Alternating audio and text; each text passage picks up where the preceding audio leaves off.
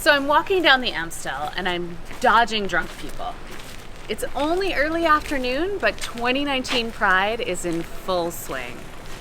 And honestly, I think I should just go home. The boats all look to me like corporate pinkwashing. What do these companies actually do during the rest of the year to support human rights? I see a drag queen dancing over the logo of a bank that I know has investments in a country that executes gay people. There's this group of kids next to me that is drunk and loud and appears to be entirely cis and straight couples. Now, I know gender and sexual orientation are internal, but I look at the girls with the tiny unicorns braided through their hair and the glitter makeup, and I just wonder, are they cosplaying?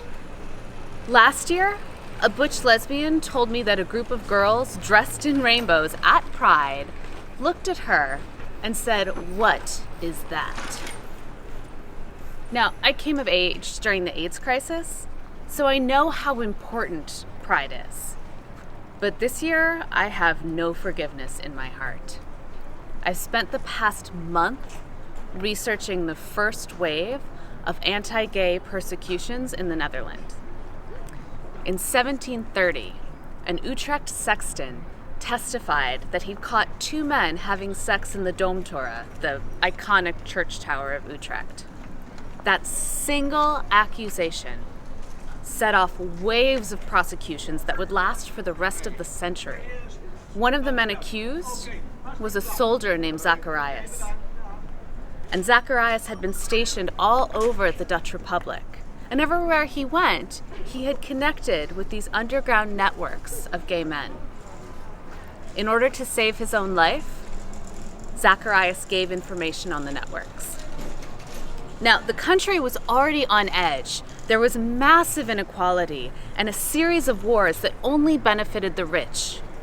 All of that fear and anger got channeled into the destruction of the communities that Zacharias revealed. One of the men he'd met in Amsterdam was a jeweler named Johannes Cape. Johannes had lived and worked in Assendelft until somehow he got the name of Peter Martins, a man who ran a boarding house in Amsterdam for men like him. As he'd helped so many others before him, Peter helped Johannes get settled in Amsterdam, and the two became quite close. In fact, they became so close that Johannes stayed with Peter, even after his business was so successful that he could hire a servant. The teenage servants of Johannes and Peter were arrested along with them. The record of their interrogation is still in the city archive. You can't tell from the spindly Middle Dutch handwriting what torture was used, just that they were interrogated separately with time in between each interrogation so they could heal for the next one. Johannes held out the longest, even after he was told that the others had confessed. Peter held out until Zacharias was brought in to confront him. Peter and Johannes were strangled publicly, a form of execution that was reserved for women traditionally, and their bodies were burnt. Their teenage servants, Cornelius and Maurits, were publicly drowned. Their deaths were among the first of 600 in the next 70 years.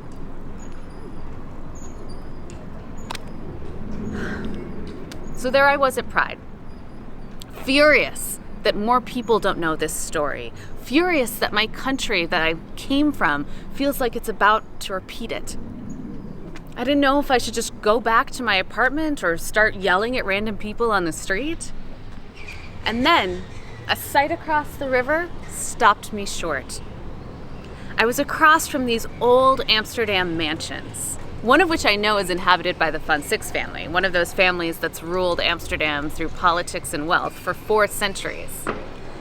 And the balconies and front porches of these iconic 17th century houses were crowded with people waving rainbow flags.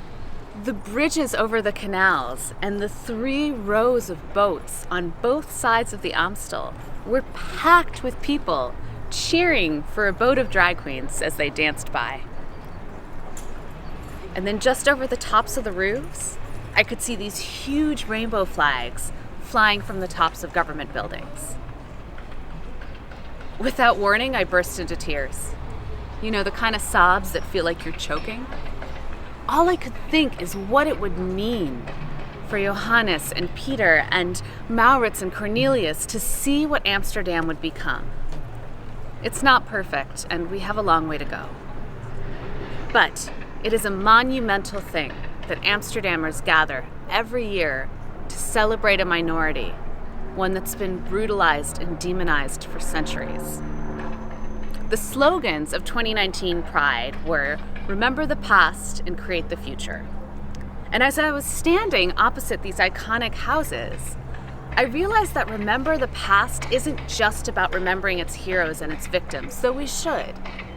It's also a marker by which we can see how far we've come and what we can slip back into if everyone who wears rainbow on Pride doesn't take that fight through the rest of the year. The next boat showed me how we'll create the future. It was full of LGBT plus supporting parents. My generation clung on by its fingernails until we were old enough to leave home. Friends who came out or were outed had to live on the street. Our elders in the gay community talked about each other as the family that you chose, which was beautiful, but it also came from what we all took to be the inevitable certainty that families would reject their LGBT plus members. The kids of the parents in this boat, they're growing up in a world where the entire city comes out every year to celebrate them, where their parents support them instead of trying to punish it out of them, where their cis and straight peers have an annual reminder to celebrate the diversity of gender and sexual orientation. I can't imagine what it would be to grow up in a world like that, and I can't wait to see what these kids will do.